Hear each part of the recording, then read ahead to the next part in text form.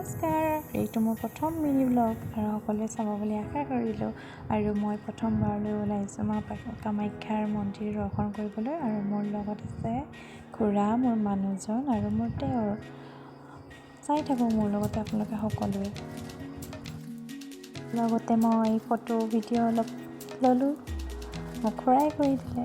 আৰু এয়া চাওক, আৰু হাতত ল'লোঁ চাকি, নাৰিকল, এনেকৈ আৰু যি প্ৰয়োজনীয় বস্তু কিছু। খুবেই ধুনীয়া, বহুত বেছি ভাল লাগিলে। মই আপোনালোকক বুজাব নাই, এবাৰ হ'লেও গৈ চাই আহিবগৈ। এইটো নক'লেতো চাই কথা নাই, আৰু নোচোৱাসকলেও ল'ব। আৰু তাতে ফটো মাৰিব পাৰি, আমিও 2 কপি ফটো ল'লোঁ চিধি চাওঁতে। তাতে ইয়াতে ৰখি মই ফটো মাৰিলোঁ। আৰু লাহেকৈ আমি চাকি য'ত জ্বলাব পাৰি তাতে সোমালোঁ। আৰু এয়া হ'ল চাকি দিয়া ঠাই। বাপৰে কি যে গৰম আছিলে। এয়া মোৰ খুৰা, তাৰ পৰা ওলাই ভগৱান সেৱা কৰি এয়া নাৰিকল ভাঙিলে।